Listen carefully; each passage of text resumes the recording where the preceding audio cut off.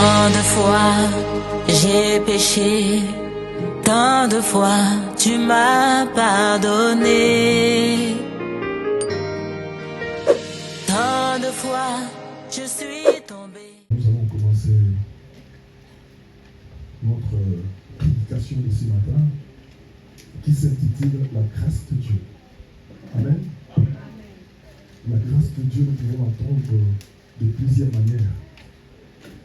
Il peut y avoir 100 prédicateurs devant pour prêcher sur la grâce de Dieu. Chacun démontrera une facette de Dieu dans ses prédications pour dire que notre Dieu a plusieurs facettes. Amen. Il parle comme il veut, il instruit comme il veut, donc personne ne peut les comprendre. Si nous les comprenons, il n'est plus Dieu. Il est devenu notre ami, il est devenu notre connaissance. Mais Dieu est Dieu, nous ne pouvons se désirer à lui. Un homme, il avait tué une femme. En le tuant, on l'a condamné à perpétuité. Il devait demeurer en prison toute sa vie. Quelle que sera sa bonne conduite et tout ce qu'il fera au cours de sa vie carcérale n'aura pas d'impact parce que la condamnation est scellée. C'est la perpétuité. Il a fait 2 ans, 3 ans. Et après 3 ans, un chef d'État est monté au pouvoir. Quand il est monté au pouvoir, la première chose, il a commencé à remettre les peines de ceux qui ont été condamnés. Il a remis toutes les peines. Les gens qui avaient 2 ans, 3 ans, 4 ans sont sortis de la prison. Mais lorsqu'il est rentré chez lui, il s'est dit, mais il y a une catégorie de prisonniers que je n'ai pas touchés. Ce sont ceux-là qui ont été condamnés à perpétuité. Et dans cette prison-là, il y avait une seule personne qui était condamnée à perpétuité. Le lendemain,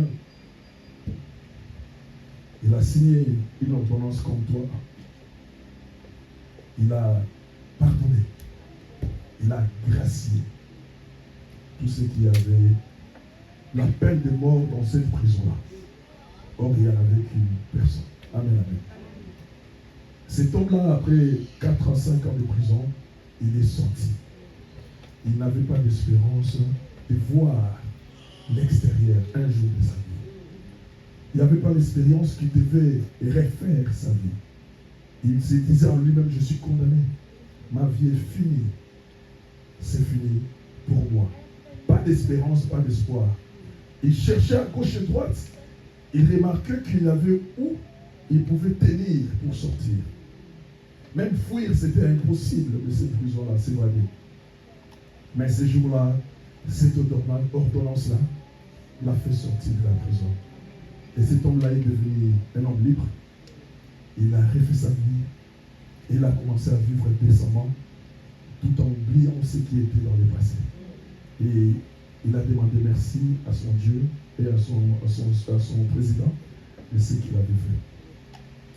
C'est ça que nous appelons la grâce. Amen. C'est ça la grâce. Quelque chose que tu n'as pas allé chercher, que tu n'as pas demandé, mais c'est venu vers toi. On les définit comme, dans la plupart des cas, on les définit comme une faveur imméritée. Quelque chose que tu n'as pas mérité est venu vers toi. C'est ça la grâce. Et nous voulons parler, si les rois, si le président, le chef de gouvernement ont cette capacité-là de gracier quelqu'un qui a été fermé quelque part en perpétuité, à combien plus forte est notre raison et notre Dieu? Oui, il est capable de le faire. Quelqu'un qui a été fermé quelque part, il est capable de l'ouvrir et de nous donner une vie. Amen, amen. Alors, la grâce de Dieu. Alors, je vais dire ceci. Dans l'Ancien Testament déjà, s'exprime déjà la pire bonté de Dieu, qui aime les pécheurs et désire non pas leur mort, mais leur conversion et leur vie. Amen. Dieu a manifesté déjà cette bonté-là, d'aimer les pécheurs. Mais il devait l'aimer sous la base. Il doit y avoir une base. Quand les rois ou les présidents avaient gracié, il s'est basé, il s'appuyait sur quelque chose. Il s'appuyait sur la loi, l'autorisant à le faire. Dieu, aussi dans son amour, lorsqu'il cherchait les pécheurs, il s'est basé sur quelque chose. Dans l'ancien temps, il s'est basé sur la loi. Amen. Il s'est basé sur la loi pour essayer d'introduire une puissance qui va séparer les choses. Amen. Or, il est difficile à un homme, pour dire impossible à un homme, de satisfaire la loi. Parce que la loi, on les satisfait toujours par les œuvres. Aucune œuvre d'une personne n'est parfaite devant Dieu. Amen, amen. Donc, ce qui fait que toutes les personnes sont condamnées. Amen. Mais Dieu voulait seulement sauver l'homme. Mais il y avait la loi. Et Dieu s'appuie toujours sur sa parole. Amen. Il ne peut rien. On va lire dans le livre d'Ézéchiel 18. Je fais. La Bible dit ceci. Ce que je désire, est-ce que le méchant meurt? Il y a un point d'interrogation. C'est pourquoi j'ai trouvé ça un peu bizarre. Ce que je désire, est-ce que le méchant meurt? Dit le Seigneur éternel. N'est-ce pas qu'il change de conduite et qu'il vive? Amen. Le Seigneur demande ici, est-ce que le méchant meurt? Est-ce que c'est mon désir ça?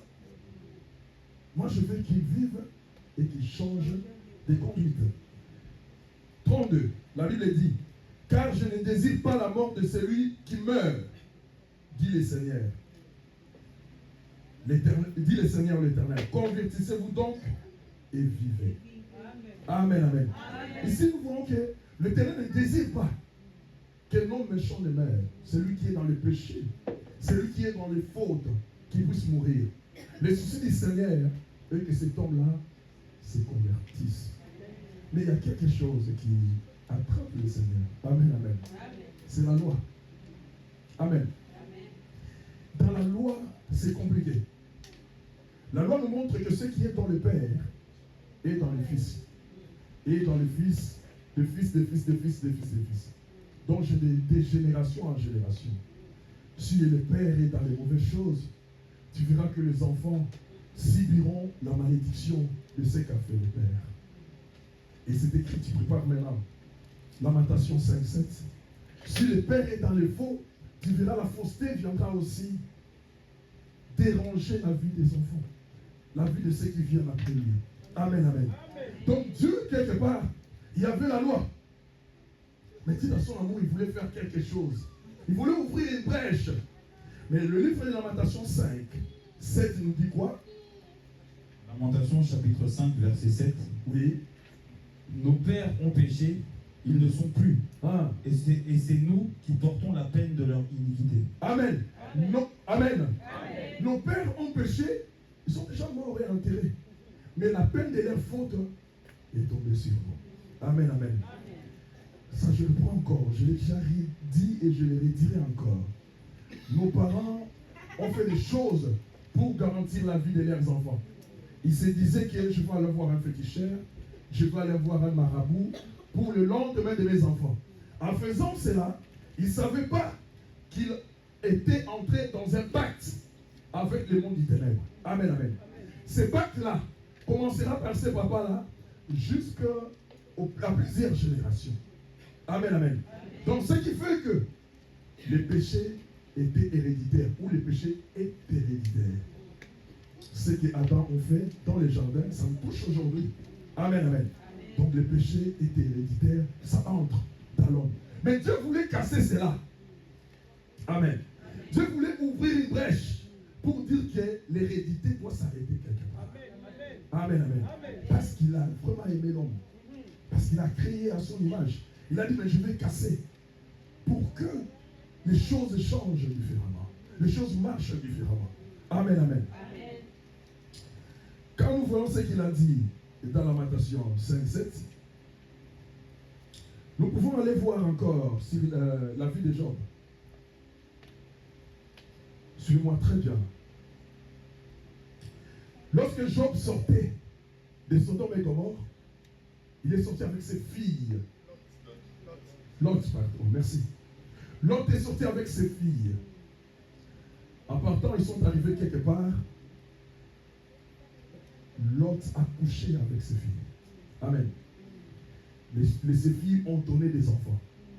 Ce qui fait que les enfants qui sont sortis de Lot sont des enfants instudieux, de l'inceste. Amen. L'inceste, c'est à l'abomination devant Dieu. Donc, ce qui fait que la condamnation commence au papa parce qu'il a couché avec ses filles et aux filles et aux enfants de leurs enfants. Amen, amen, amen. Le péché se communique de génération en génération. Et à tel point, ce genre de famille, ce genre de personnes deviennent en abomination à l'Éternel. Mais il devient un terrain d'exploitation pour les diables. Amen. C'est là où le diable va commencer à faire les incursions. C'est là où le diable va faire ses essais. C'est là où le diable va entrer pour accomplir son œuvre. C'est là où le diable va aller toucher d'autres familles au travers de toi. Pourquoi? Parce qu'il y a eu une relation illicite. Qu'est-ce qu'il dit à propos des relations illicites? Nous allons lire. Lis-moi Deutéronome 23, 2, 3. Deutéronome 23, 2 à 3. Amen. Amen. Deutéronome chapitre 23, du verset 2 au verset 3. 1. Je lis au nom de Jésus. Amen. Celui qui est issu d'une union illicite. Amen.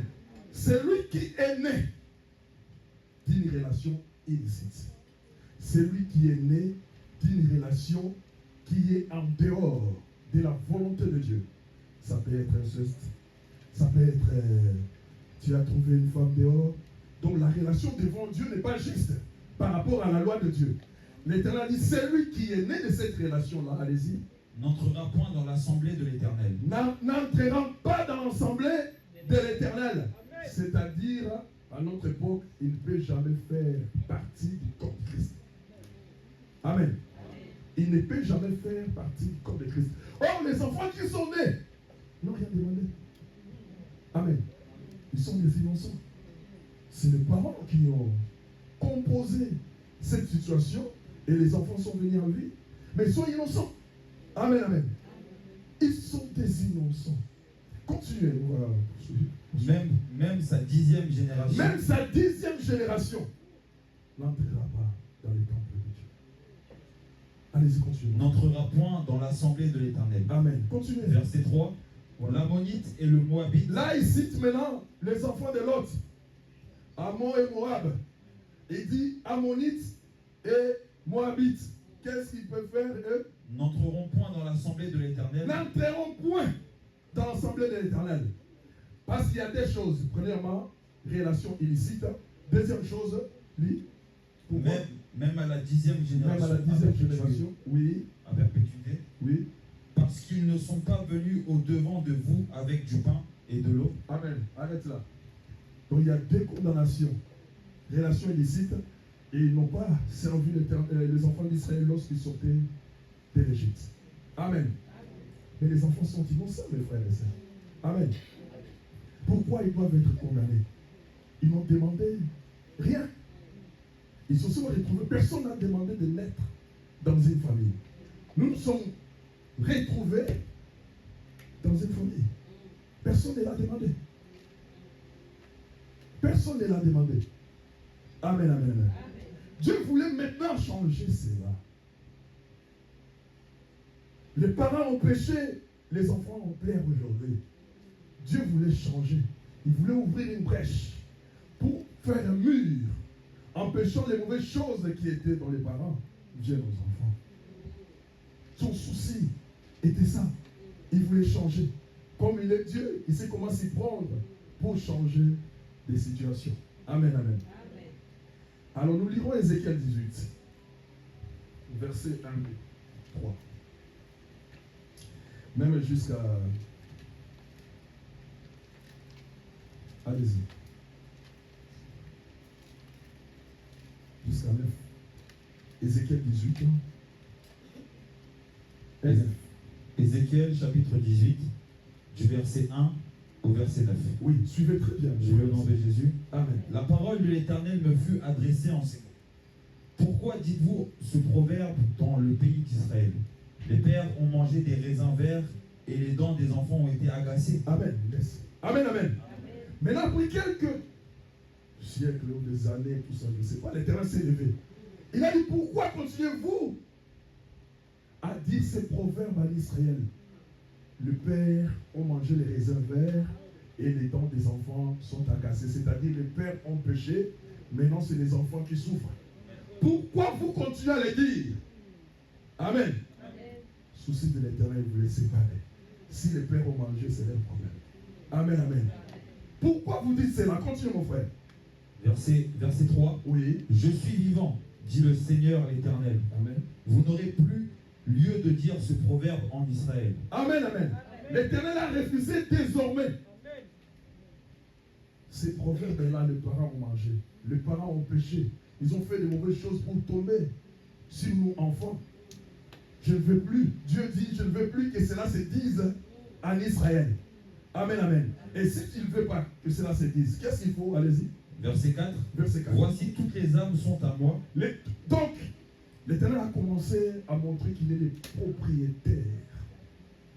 Tout ce qui existe sur terre, de plus précieux, lui appartient. De plus vil, lui appartient. En commençant par l'âme, parce que personne alors n'a la capacité de créer une âme. Il n'y a que lui. Amen, amen, amen. Il a dit, toute âme lui appartient. Allez-y, allez jusqu'au 9 alors. L'âme du Fils comme l'âme du Père, oui. L'une et l'autre sont à moi. L'âme qui pêche est celle qui mourra. L'homme qui est juste, qui pratique la droiture et la justice, qui ne mange pas sur les montagnes et ne lève pas les yeux vers les idoles de la maison d'Israël, qui ne déshonore pas la femme de son prochain et ne s'approche pas d'une femme pendant son impureté, qui n'opprime personne, qui rend au débiteur son gage, qui ne commet point de rapine, qui donne son pain à celui qui a faim et couvre d'un vêtement celui qui est nu, qui ne prête pas à intérêt et ne tire point d'usure, qui détourne sa main de l'iniquité et juge selon la vérité entre un homme et un autre, qui suit mes lois et observe mes ordonnances en agissant avec fidélité. Celui-là est juste, il vivra, dit le Seigneur l'Éternel. Amen, amen, amen. Acclamons l'Éternel, acclamons les rois de Dieu. L'Éternel essaie de créer une brèche. Il a dit en Israël, je ne veux plus que ces proverbes-là se disent dans vos bouches. C'est fini. Parce que toutes les âmes sur terre m'appartiennent. Je suis le propriétaire, c'est moi qui les avais créés. Et comme je suis le propriétaire, voici ma loi. Amen. Amen. Voici ma loi, parce que l'âme du Père et du Fils m'appartient. Voici la loi. Il a commencé à donner sa loi. Écoute ce que Dieu déclare. 5. L'homme qui est juste et pratique la droiture et la justice, qui ne mange pas sur les montagnes et ne lève pas les yeux sur les idoles de la maison d'Israël, et qui ne déshonore pas la femme de son prochain et ne s'approche pas d'une femme pendant son impureté. L'Éternel est en train de donner des conditions. Il a dit l'homme qui est juste, l'homme qui ne mange pas sur toutes les montagnes, c'est-à-dire l'homme qui ne va pas de secte en secte. Amen. L'homme qui ne va pas d'église en église. C'est-à-dire l'homme ne va pas chercher ici, je sens que c'est pas bon, il faut que j'aille là-bas. Non, ici on ne prêche pas bien, il faut que j'aille là-bas. Si on ne prie pas, il faut que j'aille là-bas. Ça c'est, on appelle ça les débauches spirituelles. Amen, amen. Dieu ne veut pas de ça. Amen, amen. Tu es avec le Seigneur, tu restes avec lui. On dit qu'il ne sort pas avec la femme de son prochain. C'est très très important. Si tu veux avoir la malédiction, essaie cette situation et tu verras ce qui viendra dans ta vie. Amen, amen, amen. Amen. La Bible dit qu'il ne déshonore pas cette femme-là. Et en même temps, qu'il ne sort pas avec des femmes impures, je ne sais pas. Qu'il ne s'approche pas d'une femme pendant son impureté. Amen. La fois passée, je vous avais dit, c'était interdit en Israël. Une femme impure, que tu puisses t'approcher de lui. Si tu t'approches de lui, tu es devenu aussi impur comme elle. Amen. C'est pourquoi la femme de perte de sang, il ne pouvait pas venir devant Jésus. Parce qu'il y avait la loi. La loi allait les condamner, les détruire. Il devait passer par derrière. Il fallait toucher par derrière. Amen, amen. Alors, on a donné des conditions. Il a dit qu'il n'opprime pas la personne. Les gens qui sont ici, beaucoup de frères et sœurs, oppriment leurs frères, même par les paroles, même par les gestes. Qui rend au débiteur son gage. Amen. Quand tu contactes une dette, il faut les payer. Amen. Quand il y a la dette d'autrui, il faut les payer. Parce que cet homme-là est en train de blairer Dieu, écoute. Et il agira par rapport à ce que toi tu as mis dans ta main qui appartient à celui-là. Amen, amen.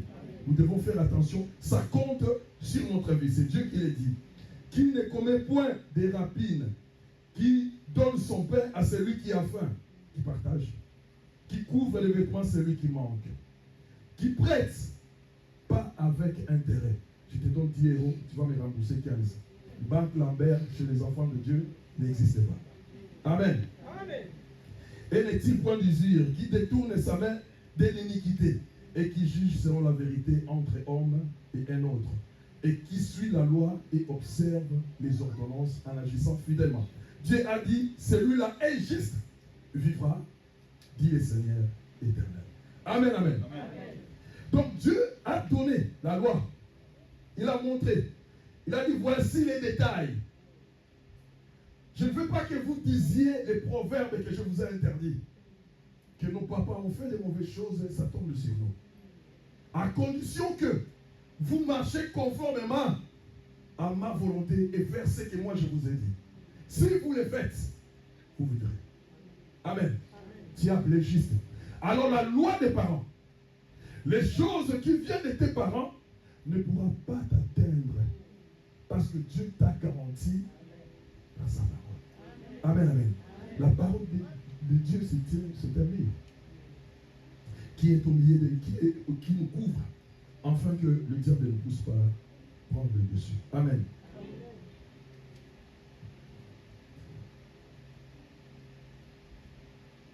Donc, nous remarquons que l'Ancien Testament ne pouvait que promettre ou donner par anticipation c'est que la manifestation vivante et visible de la grâce de Dieu en Jésus allait rendre vrai allait rendre vraie et définitive la grâce de Dieu. Amen. Est-ce que vous m'avez compris? Dans l'Ancien Testament caché, il promettait. Amen. Il cachait quelque chose qui plus tard sera vrai et sera définitive dans la vie des gens. Amen. La porte que le Seigneur est en train d'ouvrir pour empêcher ce qui était des pères arrive aux enfants. La grâce de Dieu est là. Il est en train d'anticiper les choses dans l'Ancien Testament. Il était en train de les montrer pour que la manifestation vivante de la grâce de Dieu en Jésus-Christ puisse se démontrer plus tard devant les gens. Amen, amen. Ça, c'est dans l'Ancien Testament. Nous sommes maintenant dans le livre de Jean 1. Ah, ça, j'ai aimé quand je lisais ça. Jean 1, 14, 18.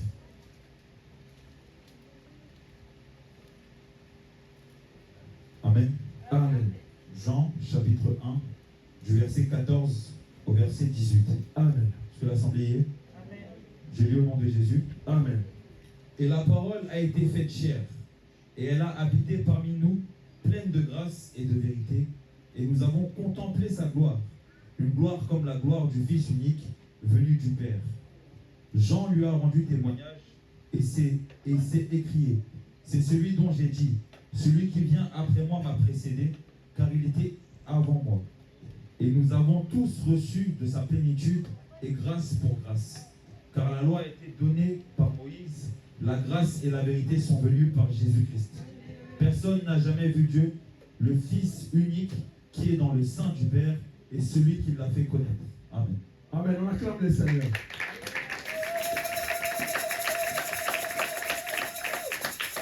On acclame le roi des rois.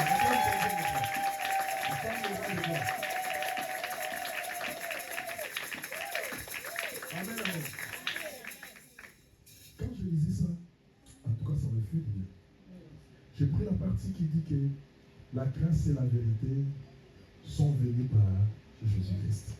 Je vais vous expliquer, vous allez comprendre. Autrefois,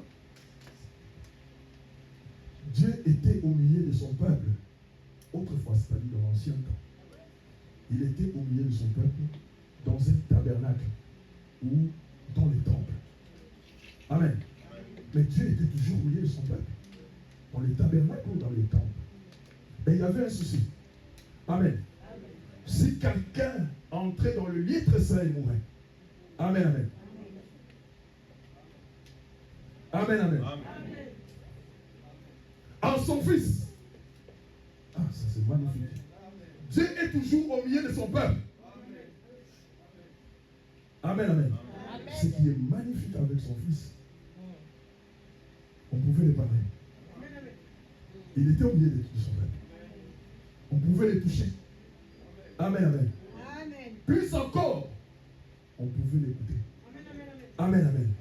Parce qu'il était au milieu de son peuple. Tel qu'il a été dans les temps anciens, tel qu'il est avec nous, toujours au milieu de son peuple. Amen, amen. Donc Jésus était la personne la plus accessible. Amen, amen. Que tout le monde pouvait lui approcher. Parce qu'il avait en lui la grâce et la vérité. Amen, amen. Mais suivez encore très bien. Dans l'ancien temps, il était dans le temple et personne ne pouvait y accéder. Mais en son Fils, tous s'approchent de lui, les touchent, mangent avec lui, fait tout avec lui. Amen, amen. Il a amené deux choses. La grâce et la vérité. Ah, je me suis demandé, pourquoi on a commencé par la grâce, on devait commencer par la vérité. Amen. Amen. Pourquoi on n'a pas commencé par la vérité et la grâce, on a commencé par la grâce et la vérité. Amen, amen. Et j'ai compris quelque chose. Amen. La grâce, elle est venue parce qu'elle a une mission. La mission de la grâce est d'attirer le cœur des pécheurs. Amen. Et produit en même temps la repentance. Amen. Est-ce que vous me comprenez? Amen. La grâce attire le cœur. Amen. La grâce attire le cœur du pécheur, de celui qui est dans les faux. Amen, amen. Amen. Pour les ramener à la repentance. Amen. Amen. Je vais voir si j'ai un verset. 2 Corinthiens 5, 19. Lis-moi tranquillement. 2 Corinthiens 5, 19. Je crois que c'est ma version. Hein? Oui. Amen. Amen. 2 Corinthiens, chapitre 5, verset 19. Je lis au nom de Jésus. Amen, amen. Car Dieu était en Christ. Car ça commence à s'ouvrir. Hein? Je dis, en son Fils, Dieu était au milieu de son peuple. Amen. Le peuple pouvait s'approcher et les toucher. Amen. Mais quand on lit dans 2 Corinthiens 5, 19, on dit que Dieu était où? Dans les tabernacles, dans les temples, en son Fils. Amen. Amen. C'est les temples, c'est les tabernacles. C'est là où Dieu a été. Oui, il était dans le... Car Dieu était en Christ, réconciliant le monde. Amen. Amen. La grâce était venue pour réconcilier le monde, c'est-à-dire attirer tous ceux qui sont faux auprès du Seigneur pour comprendre qui sont dans la fausseté. La réconciliation. Voilà. Réconcilions le monde avec lui-même. Avec Dieu. Oui, allez-y. En n'imputant point aux hommes leurs offenses. Et quand la grâce t'appelle, Dieu ne te parle pas de péché. Suis-moi très bien. Quand la grâce t'appelle, quand Dieu est là et la grâce t'appelle, le Seigneur ne parle pas du péché. Il parle de ce que toi tu as vu, de ce qui est devant toi. Parce que je disais que l'Éternel cherchait une porte pour ériger un mur, empêchant le péché des parents d'atteindre leurs enfants. Et il est venu à notre époque par grâce. Et il a commencé à réconcilier, d'après 2 Corinthiens 5, 19. Allez-y. Et il a mis en nous la parole de la réconciliation. Il a mis en nous la parole de la réconciliation. Amen, amen. Amen. Donc, la grâce est venue avant pour attirer le cœur des pécheurs et produisant dans les pécheurs la repentance. Et c'est ça qui amènera maintenant la réconciliation. Amen. Amen. Je vais expliquer maintenant par le fait biblique. Alors, quand nous lisons dans Luc 7, vers la fin, on parle de Jésus qui était parti voir un monsieur qui s'appelait Simon. Amen. Nous connaissons l'histoire. Jésus arrivant dans cette maison, Simon l'a reçu. Et ils étaient à table en train de manger. Amen. Pendant qu'ils mangeaient, une femme est entrée. Amen, amen. Une femme a commencé à pleurer sur les pieds de Jésus. Il a versé des larmes. Il a nettoyé ses pieds avec sa chevelure. Il a mis des parfums sur ses pieds. Pendant qu'il faisait, Simon se disait en son cœur, il disait, c'est tellement, cet homme est faux. S'il était prophète, il allait savoir quelle est cette femme, quelle est la nature. Qui est la nature de cette femme? Alors ça, je vais dire comme ces pharisiens ont dit. Luc 7.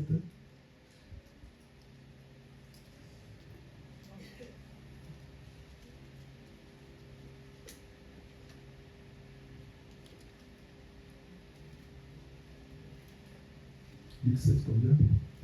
Verset 39. Voilà. Le pharisien qui l'avait invité, voyant cela, dit en lui-même, si cet homme était prophète. Si cet homme dont il s'adresse à Jésus, si il était prophète, il connaîtrait qui et de quelle espèce est la femme. Voilà, ça j'ai aimé. Il connaîtrait qui et de quelle espèce est cette femme. Amen, amen. Amen.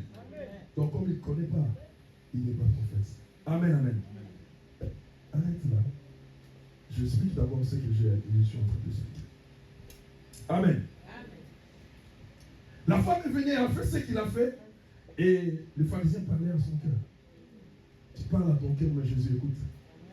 Rien n'est caché devant sa face. Quand tu parles dans ton cœur, lui t'écoute comme moi je te parle maintenant.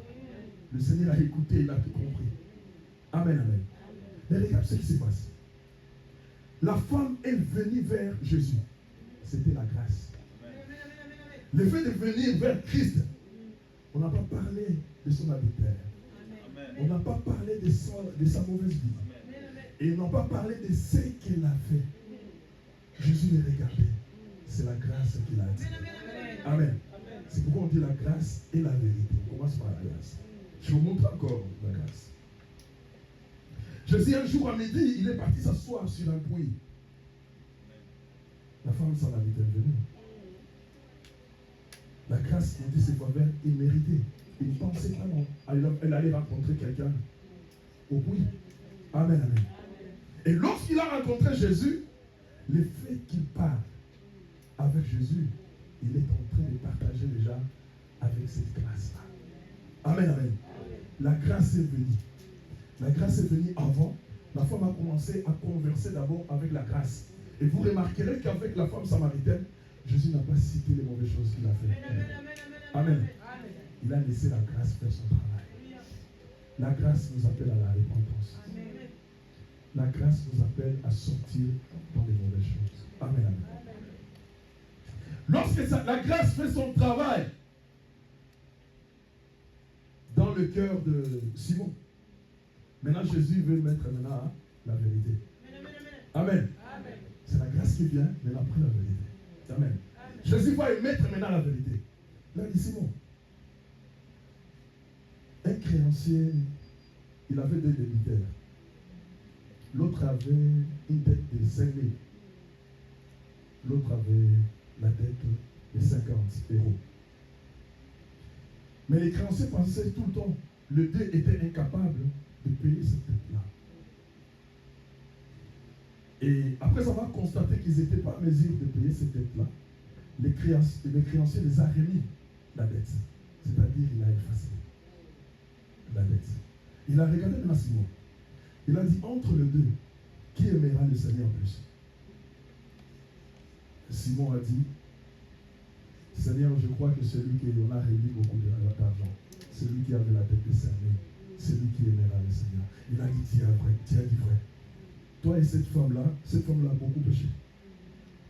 Amen. Amen. Ça, c'est la vérité maintenant, comment ça se passe. Amen. Cette femme-là a beaucoup fait mal. Elle. Amen. Amen. Mais toi, dans ton apparence, tu dis comme si tu n'as rien fait. Tu dis que c'est moindre. Mais elle a beaucoup fait du mal. Donc c'est pourquoi il l'aime beaucoup. Amen. C'est pourquoi il essuie mes pieds. Parce que je suis venu, tu ne m'as pas lavé les pieds. Lui, il l'a fait. Amen. Tu ne m'as pas répandu l'huile sur la tête, mais lui, il a répandu ses larmes. Tu n'as pas préparé quelque chose pour m'embaumer, mais lui, il a répandu les parfums. Amen. Amen. Donc, c'est lui qu'on remet beaucoup de péchés, c'est lui-là qui aimera plus. La grâce et la vérité sont venues de Christ. C'est pourquoi il a commencé par la grâce, fonctionner dans le cœur, et ensuite la vérité sortait. Amen. Alors, on va avec la femme samaritaine. La grâce est venue, la femme a commencé à parler. La grâce l'amène, amène le cœur, attire le cœur. La femme samaritaine, nous nous attendons pas, nous sommes des ennemis. Pourquoi tu me demandes de l'eau? Jésus devait l'amener maintenant dans la vérité. Il a dit, va appeler ton mari. Amen. La vérité vient après. Va appeler ton mari. Il a dit, je n'ai pas de mari. Il a dit, en cela, tu as dit vrai. La grâce l'a attiré. Et la vérité commence maintenant à sortir. Donc acclame encore l'Éternel. Acclamons l'Éternel. Amen. C'est pourquoi la grâce et la vérité viennent de lui. Mais il jette la grâce. Ma soeur, mon frère, je veux dire à quelqu'un, la grâce c'est en permanence. Au milieu de nous. Profitez-en. Profitez-en. Mais tu risques de regretter en sortant de cette porte-là. Parce que tu n'as pas fait attention au jour où le Seigneur t'avait visité. Amen. Il commence à parler. La femme a dit, je n'ai pas de mari. Jésus lui a dit, non. Tu avais 5. Le 6e que tu as n'est pas ton mari. Amen, amen. Ah, il a compris, on lui a dit la vérité. Il est parti lui-même propager la bonne nouvelle. J'ai trouvé un homme qui m'a dit toute la vérité. Amen, amen. Quand la vérité tombe dans la vie de l'homme, elle pousse l'homme à témoigner et à parler de Jésus. Amen. Mais s'il n'y a pas la vérité de toi, tu ne parleras pas du Seigneur parce que tout en toi est faux. Alors, Dieu était parmi les enfants d'Israël. Suivez très bien. Il était au milieu d'eux, mais personne ne pouvait entrer dans les tabernacles ou dans les temples, sinon on aura la mort. Parce qu'il y avait le tabernacle de Dieu à l'intérieur. Mais en son fils, toute personne pouvait s'approcher et toucher. C'est-à-dire qu'il manquait un cadre, dans l'Ancien Testament. Il manquait quelque chose qui pouvait protéger contre les mal. Celui qui était là-bas, c'était la loi. Or, la Bible nous dit dans Romains 7, 12, lis un peu, Romains 7, 12, si je ne me trompe pas. Romains 7, 12. Romains chapitre 7, 12. Verset 12. Ah. La loi donc est sainte. La loi est sainte. Amen. Donc la loi n'est pas impure. La loi est sainte. Le commandement de Dieu, allez-y. Et le commandement est saint, juste et bon. Le commandement de Dieu est saint, juste et bon. Or, celui qui était dans les tabernacles, c'était la loi. C'est Dieu lui-même. Comme il n'y avait pas la couverture, tout celui qui s'approchait, il est dans le péché, il devait mourir. Amen. Est-ce que vous comprenez? Comme il n'y avait pas une protection, tout celui qui devait s'approcher, entrer dans le lieu saint, des saints, c'est-à-dire dans la présence de Dieu, mourait parce qu'il vient avec le péché. Amen. Mais lorsque Jésus est venu, Dieu est saint, la loi est sainte, il est en Jésus. Tout celui qui s'approche, il trouve la grâce. Il trouve Christ. Mais la vérité est dedans. Amen. C'est ça notre protection. Christ, c'est ça notre assurance. C'est ce que nous avons le plus précieux dans ce monde que nous sommes encore vivants. C'est la grâce qui nous assure de nous approcher de Dieu, de parler de Dieu, d'annoncer les choses de Dieu. La grâce nous couvre. Amen, amen. C'est Dieu chercher ce mur-là, cette brèche-là, pour couper le lien des parents aux enfants, afin que quiconque s'avancera avec son cœur pur devant l'Éternel ne puisse pas trouver la mort. Amen. Parce que Christ est Seigneur. Amen, amen. Alors, et quand je lisais ça, j'étais émerveillé. Je disais, mais Dieu est magnifique. Amen. On nous lit dans Tite. Tite 2, 11, 12. Je crois Tite après les Timothées, tout ça. Pour ceux qui cherchent. Après les Timothées, je crois. Tite.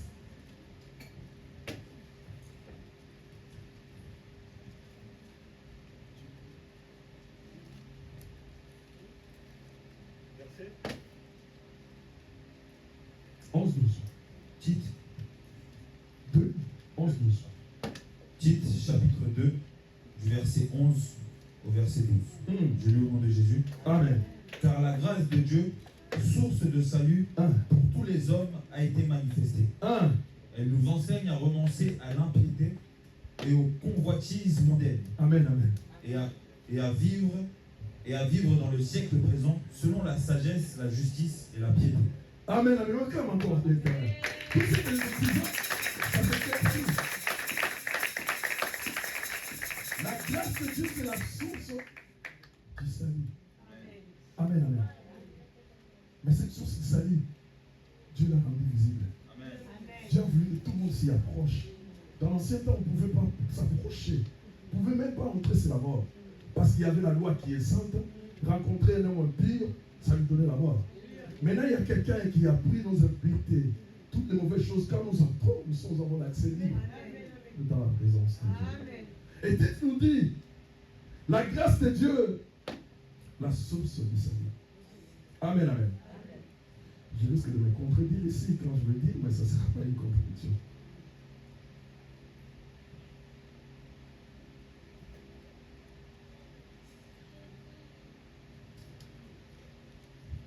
La grâce de Dieu, c'est différent de l'amour de Dieu.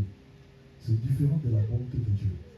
C'est pourquoi je disais que je pouvais me contredire, mais parce que je cherche un mot, je n'ai pas trouvé. C'est pas la bonté de Dieu, c'est pas l'amour de Dieu. Mais je rentre encore. C'est l'amour de Dieu, ça descend. Jusque, je ne sais pas les mots que je pouvais mettre. L'amour de Dieu, ça descend jusqu'à aller chercher les pécheurs perdus pour les sauver. Ça, c'est la grâce de Dieu. Dieu s'abaisse par amour pour aller chercher un pécheur perdu pour le sauver, le libérer et pour l'amener quelque part en fait qu'il vive les merveilles de Dieu. Amen. C'est pourquoi quand nous lisons 1 Jean 14, on dit que la grâce est une personne. Lis-moi ça. La grâce est une personne. Allez-y. 1 Jean chapitre 1, 14. Jean 1, 14. Jean 1, chapitre 1, 14. Jean 1.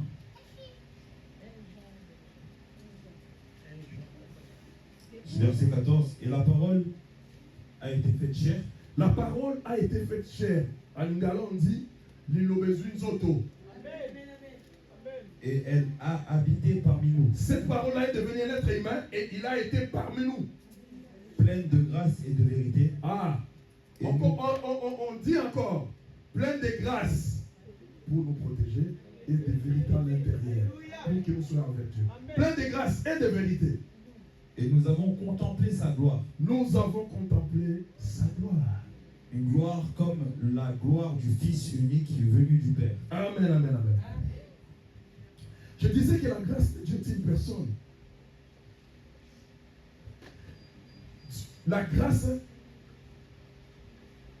est le Dieu sauveur dans la personne de l'homme. La grâce est le Dieu sauveur dans la personne de l'homme.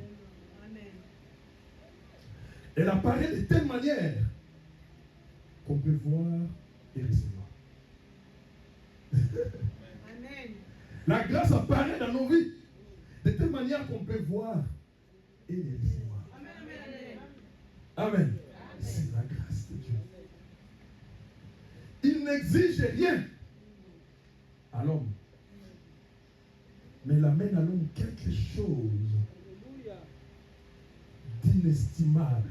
Amen. Quelque chose de grand prix qu'on appelle le salut. Amen. Amen. Amen.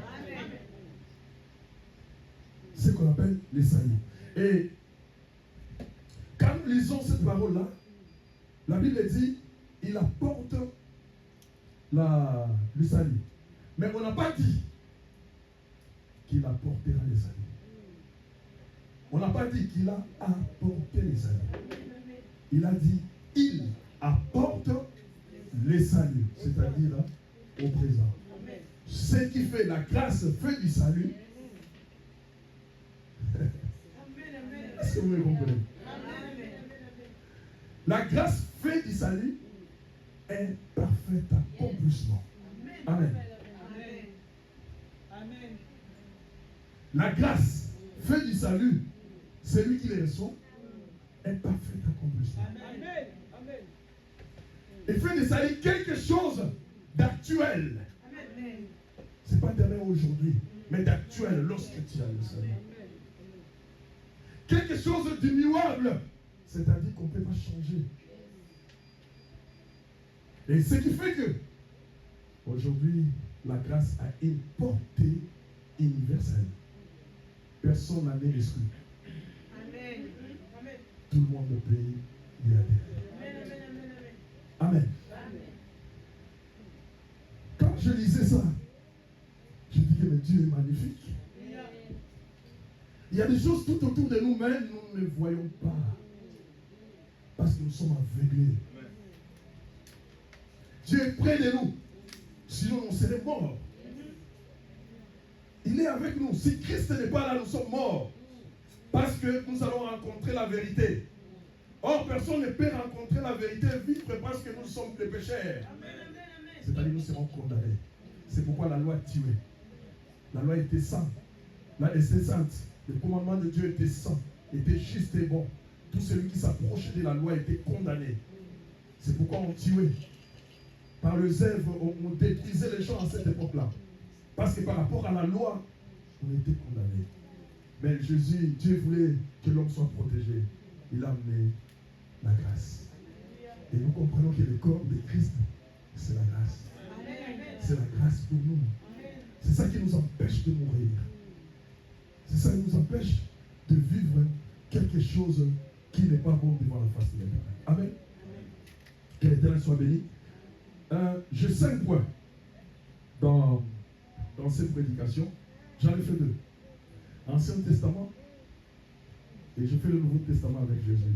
Je ne peux pas continuer parce que ça sera très long. C'est tellement bon. Ça va être très long. Donc prochainement on verra la grâce à la croix. C'est à la croix qu'elle éclate la grâce salvatrice. 4e point, nous verrons la grâce ne peut être reçue que par la foi. Et 5e, nous verrons les effets de la grâce à nous. Amen, amen. Pour nous remarquons que Christ nous aime. C'est nous qui lui haïssons. Mais lui, dans son amour, dans sa bonté, il nous aime. Amen. Parce qu'il nous a détachés des péchés de nos parents. Il a créé une brèche. Il a dit, sois juste. Ce qui est là-bas ne t'arrivera pas. Mais si tu es dans la saleté, tout ce que tes parents ont fait, toutes les alliances qu'ils ont fait, tombera sur toi. Et ça comprend ce qu'on dit, tel Père, tel Fils. Amen, amen.